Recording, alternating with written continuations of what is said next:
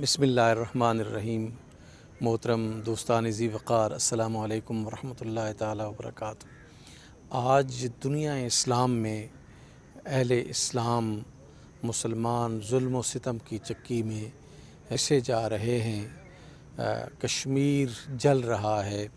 کشمیر کے مسلمانوں کے ساتھ ایسا ناروا سلوک کیا گیا کہ تاریخ جو ہے وہ شرمندہ ہے اس بربریت اور ظلم پر۔ اسی طرح آپ دیکھتے ہیں کہ فلسطین میں فلسطینی مسلمانوں کے ساتھ جو جور و جفا اور ظلم و ستم کیا گیا ہے اور کیا جا رہا ہے، اس پر ہمیں بحیثیت مسلمان دیکھ کر شرمندگی محسوس ہوتی ہے کہ ہم لوگ کیسے ہیں کہ اپنے مسلمان بھائیوں کا خون بہتا ہوا دیکھ رہے ہیں، لیکن ہمارے جو ہے وہ کانوں پر جوں تک نہیں رینگتی۔ کوئی زمانہ تھا کہ ہم مسلمان جو ہیں وہ بہت ہی عزت و وقار کے ساتھ جو ہے وہ زندگی گزار رہے تھے۔ دنیا شاہد ہے کہ آج جو کچھ غیر مسلم فوجیں مسلمانوں کے ساتھ کر رہی ہیں، انسانی تاریخ میں اور اسلام کی تاریخ میں کبھی بھی مسلمانوں نے غیر مسلموں کے ساتھ جو ہے وہ ایسا سلوک نہیں کیا۔ سر ہیرالڈم لکھتا ہے کہ جب صلیبیوں نے فلسطین کو اور یروشلم کو فتح کیا تو ان کے گھوڑوں کے سم جو ہے وہ خون میں ڈوبے ہوئے تھے۔ انسانیت پر اور مسلمانوں پر جو ظلم و ستم ان لوگوں نے کیا تھا، وہ آج بھی اس کو تاریخ میں پڑھ کر رونگٹے کھڑے ہوتے ہیں۔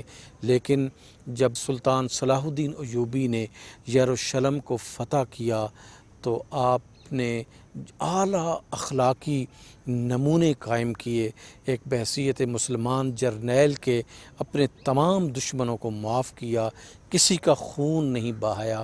اسی لیے سر ہیرالڈم نے کہا کہ not a king, he was a saint, کہ وہ کوئی بادشاہ نہیں تھا بلکہ وہ ایک اللہ کا ولی تھا۔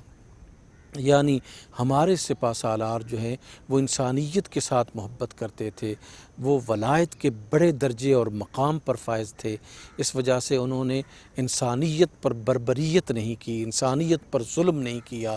لیکن آج افسوس ہے کہ پورا مغرب جو ہے وہ مسلمانوں پر ظلم و ستم کرنے کے لیے تیار ہے۔ کوئی ایسا دقیقہ فروغ گزاشت نہیں کرتا جس کی وجہ سے مسلمان جو ہے وہ سکھ کا سانس لیں۔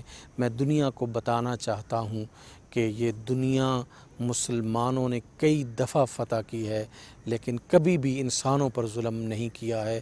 تم کیسے انسان ہو کہ جہاں اسلام کا نام آتا ہے، جہاں مسلمان کی بات ہوتی ہے، تم ان پر ظلم و ستم کرنا شروع کر دیتے ہو۔ لیکن ظلم کی یہ کالی راتیں جو ہے وہ عن قریب ختم ہوں گی انشاءاللہ تعالی، اور اللہ تعالی اپنے بندوں کو جو ہے وہ عزت و تکریم سے نوازے گا انشاءاللہ۔